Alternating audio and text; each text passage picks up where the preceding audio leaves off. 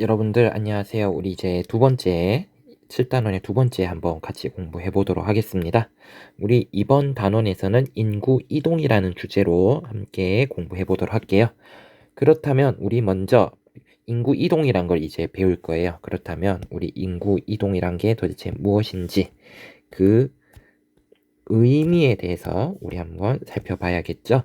그래서 인구 이동이라는 것은 사람들이 이동한다는 것을 의미합니다. 그래서 거주를 목적으로, 이 거주라는 말 꼭 알아두시고요. 거주를 목적으로 하고요. 얘는 그래서 한 장소에서, 하나의 장소에서 다른 장소로 무엇을 한다? 이동하는 현상이다. 여기 키포인트죠. 거주를 목적으로 한 장소에서 다른 장소로 무엇을 한다? 이동을 하는 현상을 우리 인구 이동이라고 부릅니다.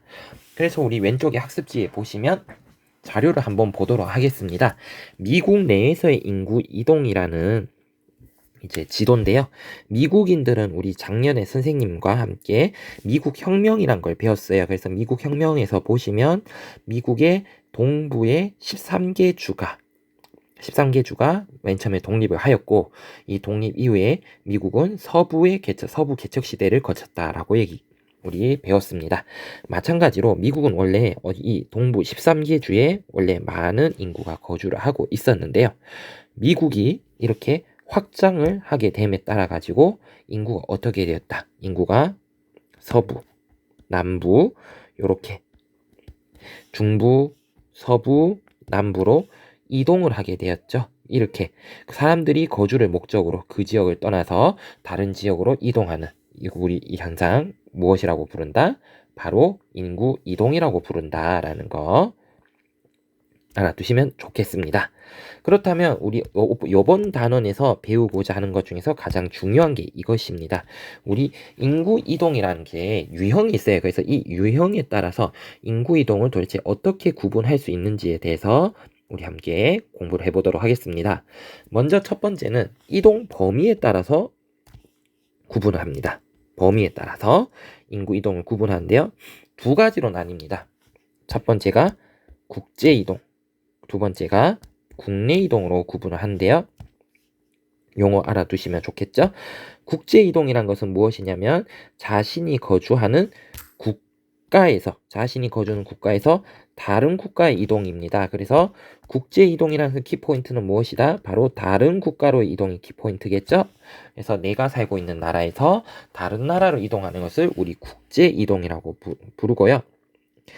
국내 이동이 있습니다. 국내 이동이란 것은 무엇이다? 자신이 거주하는 국가 또는 지역 내에서 이동이다. 그래서 자신이 거주하는 국가, 지역 내에서의 이동을 우리 무엇이라고 부른다? 국내 이동이라고 부른다. 그래서 이동 범위에 따라서는 국내 이동을 구분한다는 거 기억해 두시기 바랍니다.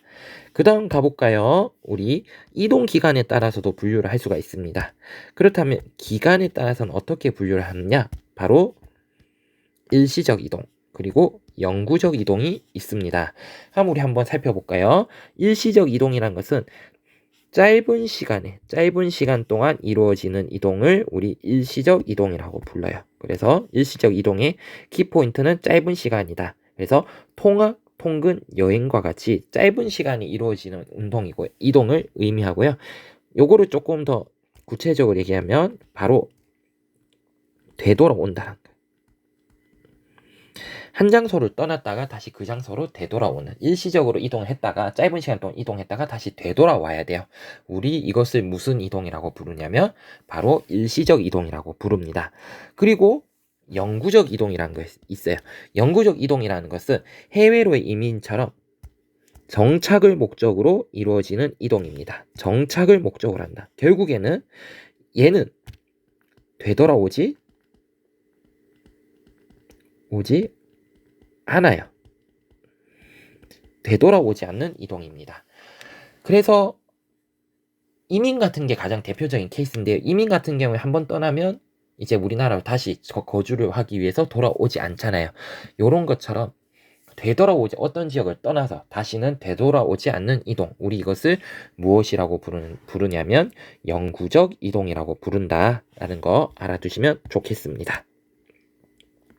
세 번째 가겠습니다. 세 번째는 이주자의 의지에 따라서 구분을 할 수가 있다. 의지에 따라서 구분할 수 있는데 이주자의 의지에 따라서는 우리 자발적 이동과 강제적 이동으로 구분을 할 수가 있습니다. 그래서 우리 첫 번째 자발적 이동에 대해서 한번 좀 살펴보도록 할게요. 자발적 이동이라는 것은 무엇이냐? 이주하는 사람의 의지에 따라서 사람이 의지를 가지고 스스로 다른 지역으로 이동을 한 겁니다. 의지를 가지고 내가 여기에서 이 지역으로 내가 이동을 해야겠어.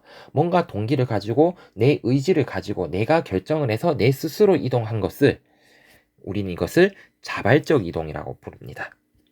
근데 이거와 반대되는 말이 바로 강제적 이동이라는 말이 있습니다. 강제라는 말처럼 얘는 전쟁, 자연재해, 정치 및 종교적 원인 등과 같은 이러한 외부적 요인에 의해서 우리 이러한 것을 외부적 요인이라고 표현을 하거든요. 이러한 외부적 요인에 의해서 강제로 다른 지역으로 이동을 하는 겁니다. 강제로 다른 지역 이동을 했다. 그러니까 이런 자발적 이동은 내가 어떤 동기를 가지고 있고 내 스스로 이동을 결정을 한 건데요. 강제적 요인이란 것은 내 동기와 상관없이 외부적 요인에 의해 가지고 어쩔 수 없이 이동을 할 수밖에 없었다라는 겁니다. 그래서 외부적 요인에 의해 강제적으로 다른 지역으로 이동할 수밖에 없었던 것을 우리 강제적 이동이라고 부르고, 자발적 이동이란 것은 한마디로 외부적 요인과 상관없이 나의 오로지 의지에 따라서 나의 결정에 따라서 이동을 하는 것을 우리 자발적 이동이라고 부릅니다. 요 점 꼭 알아두셨으면 좋겠습니다. 그래서 우리 다시 한번 정리하자면 인구 이동의 유형은 크게 세 가지로 나뉜다. 첫 번째, 이동 범위에 따라서는 한 나라에서 다른 국가로 이동하는 국제 이동 있고, 자신이 거주하는 국가나 지역 내에서 이동하는 국내 이동이 있다. 그리고 이동 기간에 따라서는 짧은 시간 동안 이루어지는 이동, 그리고 결국에는 출발했던 곳으로 다시 되돌아오는 일시적 이동이 있고요. 해외로의 이민처럼 정착을 목적으로 이루어지는 이동이다. 결국에는 내가 떠났던 장소로 되돌아오지 않는 이동인 영구적 이동으로 구분을 할 수가 있다. 그리고 마지막으로 이주자의 의지에 따라서 구분을 할 수가 있는데, 이주하는 사람의 의지에 스스로의 결정에 의해서 다른 지역을 이동하는 것을 우리 자발적 이동이라고 부르고, 이주자의 의지와 상관없이 외부적 요인에 의해서 어쩔 수 없이 그 지역을 떠날 수밖에 없는 결정을 하게 되어서 떠나는 이동을 우리 무슨 이동이라고 부른다? 강제적 이동이라고 부른다. 요거 여러분들 꼭 좀 기억해 두셨으면 좋겠습니다.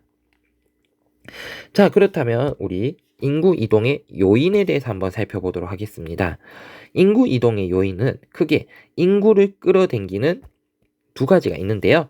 인구를 끌어당기는 흡인 요인이라는 게 있고요. 인구를 밀어내는 배출 요인이라는 게 있습니다.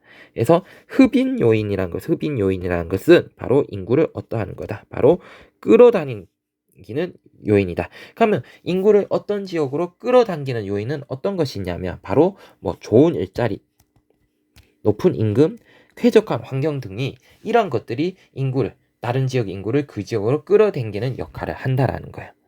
그러면 이와 반대로 인구를 밀어내는 요인도 있다. 우리 이것을 뭐라고 부르냐면 배출 요인이라고 부릅니다. 그래서 배출 요인은 인구를 밀어내는 요인입니다. 그러면 어떤 요인들이 인구를 그 지역 바깥으로 밀어내느냐? 바로 낮은 임금, 전쟁, 기아, 빈곤과 같은 녀석들은 바로 한 지역의 인구를 다른 지역으로 밀어내는 역할을 한다는 거예요. 그래서 우리 이것을 무엇이라고 부르냐면 배출 요인이라고 부른다라는 거 알아두셨으면 좋겠습니다. 그래서 우리 밑에 한번 자료를 한번 보겠습니다. 자료를 한번 보시면 유출 요인, 유인 요인인데요. 이게 똑같은 말입니다. 한번 글을 한번 오른쪽에 글을 한번 읽어볼게요. 자연재해, 불안한 일자리, 낮은 임금 수준, 정치적, 종교적 박해 등과 같이 사는 곳을 떠나게 하는 것을 우리 유출 또는 뭐라고 부른다? 배출 요인이라고 부른다. 유출 또는 배출 요인이라고 부르고, 더 나은 삶과 삶의 질, 교육 환경, 안정적인 일자리와 높은 임금 수준, 안정된 국가 체제 등은 이것을 어떻게 그 지역으로 이제 사람들 끌어당기는 요인을 한다. 그래서 우리는 이것을 무엇이라고 부른다? 끌어당긴 요인을 유입 또는 흡인 요인이라고 부른다. 그래서 유출 요인은 출발지에서 마이너스 어떤 요소들이 많다? 바로 부정적 요소들이 많다는 거죠. 사람 인구를 밀어내는 부정적 요인이 많기 때문에 사람들이 그 지역을 떠날 수밖에 없고요. 사람들을 끌어당기는 흡인 요인은 그 지역으로 사람을 끌어당기는 무슨 요인이 많다? 바로 긍정적 요인이 많다는 거죠. 그렇기 때문에 사람들이 그 지역으로 몰린다. 그래서 이러한 요인들 때문에 무엇이 발생을 한다? 바로 인구 이동이란 게 나타난다. 그래서 인구 이동을 나타내는 하나의 그림으로서 우리 왼쪽에 있는 그림, 인구 이동을 표현하는 하나의 그림으로서 여러분들 이해하시면 좋을 것 같습니다. 그러면 우리 지금까지 탐구활동 1번 한번 살펴봤습니다. 이어서는 우리 탐구활동 2번 인구의 유입과 유출 지역의 갈등에 대해서 살펴보도록 하겠습니다. 영상 이어서 시청해 주시기 바랍니다.